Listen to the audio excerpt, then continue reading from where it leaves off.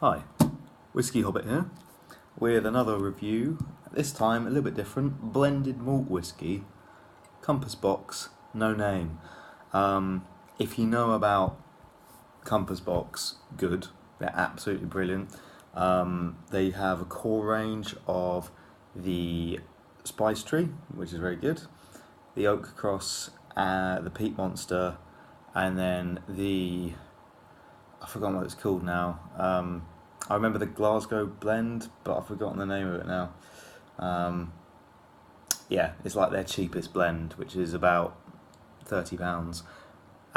There's another one with begins with an A, but I've forgotten that one. But those are the main ones. Those three I said at the beginning. The Peat Monster, which is really, really good. I think there's a fair bit of Kalila in that.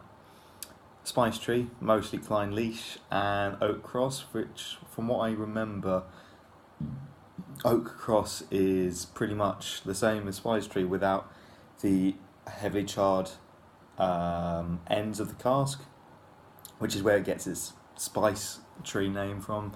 It's, having heavy charredness added to it, which does give it quite a nice toastiness to it. Very nice. And they've experimented with lots of different things like that in the past. But yeah, this is one of their more premium limited edition blends. It was about £100, and I got 2 bottles because I knew that it was absolutely stunning stuff. They've released something similar to this, but from Kalila effectively in the past, called Flaming Heart. So I think it was, I can't remember which edition it was, but the most recent Flaming Heart, which I think came out in 2016, that was one of the best blended whiskey. It's still one of my favourite blended whiskies I've ever tried. It's absolutely perfect. A high proportion of Kalila, very old stuff. This is a high proportion of Ardbeg, and the rest is made up of Klein Leash, and the same, pretty much the same in that respect. It's a high proportion of an Isla, so in this case Ardbeg. Flaming Heart was Kalila. Decently aged. This Ardbeg, from what I remember, the brand ambassador telling me is, I think, either 18 or 21 years old. I could be completely wrong, but that's what he told me. And for the price, I think it's about 70% Ardbeg, so that's very good. You don't really get Ardbeg of any age for a decent price nowadays, unless it's the 10-year-old from Ardbeg. So yeah, I've already had a little bit this evening, but I'll pour a little bit more because why not? And just run you through what I think of it. But just to let you know, there is a small amount of their sort of malt mix, which is about 5 or 10%. I think it's like Dal Ewan and I think Teen Nick. Can't remember the other. I know it's Dal Ewan, but I can't remember the other two. Should really have looked into that before doing this review, but it doesn't really matter. The point is, it's very good, and they're not going to tell you the ages on the bottle or with the box like they used to, due to Scotch whisky regulations and people being really awkward about what you're allowed to say about the age of a whisky.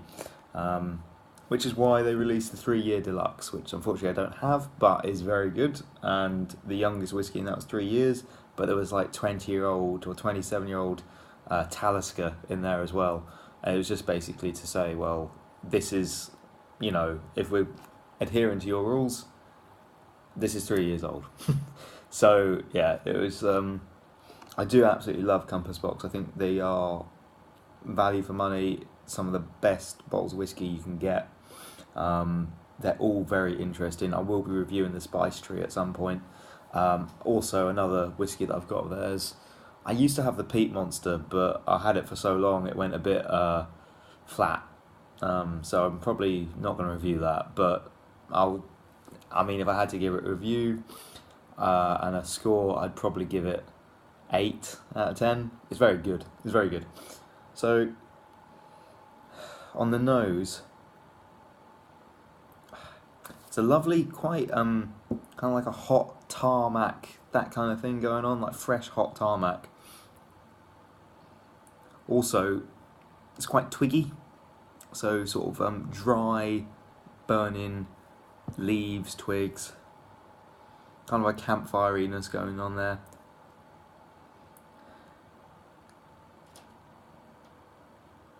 Yeah, it's very, very good. It smells very Ardbeggy, which is nice. It's kind of, you know, one of the reasons I bought it. So on the palate,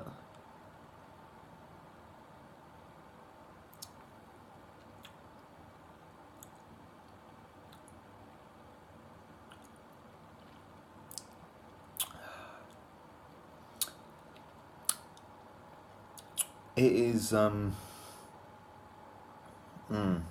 almost perfect. It's extremely good. You're getting quite a lot of olives, like green olives.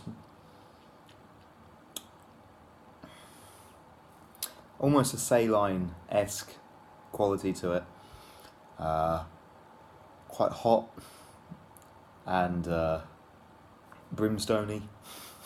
I know I've eaten brimstone, but it's filling my mouth up. It's got a very good finish as well.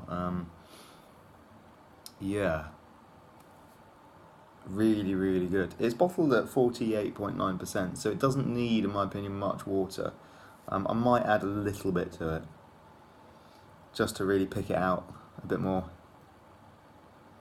It's got almost a Lapsang Souchong kind of tea nosiness to it, you know, smoky tea, that kind of thing going on. Just gonna add a little bit of water to it.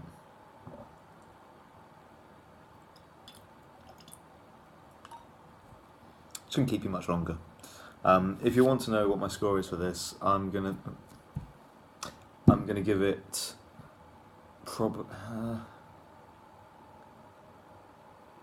maybe a 9.3. I'm a massive fan of this. So good. If you can find it for around £100, get it. It's definitely worth it.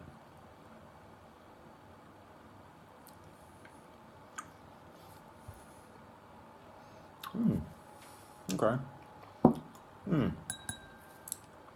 With water, a slightly melaniness has come through. I wasn't expecting that. Yeah. Kind of like sweet watermelon, slightly honeyed. And the smoke is still heavily at play in the salininess, but it all kind of mingles quite well. Oh, okay. Yeah, a little bit of water definitely opens it up a bit more. If you want more of a smoky bomb, don't add water. If you want to just see what you can get from it, I highly recommend adding a little bit of water to it.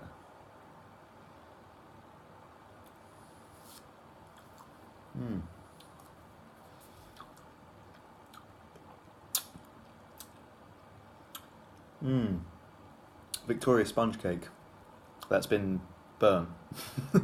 Yeah, so 9.3, highly recommend it, but it is something you're not really going to see that much. You might see it at auction, and you probably will, unfortunately, but if you can get it for anywhere from up to 100, I would say is fine. Anything over that, think about it, but I'm not saying it's not worth more than 100. I think there's plenty of Ardbegs out there. I mean, this is the thing, it's not an Ardbeg, it's a blend, but you kind of got to treat it a little bit like an Ardbeg and Clynelish mixture. That's basically it. That's not much else in there. And Ardbeg and Clynelish are absolutely brilliant stuff.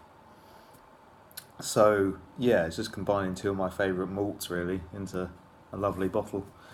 So yeah, until next time, I think I'm definitely going to review a rum next time. I've been meaning to review a rum. It's going to be a 4 square. So see you next time.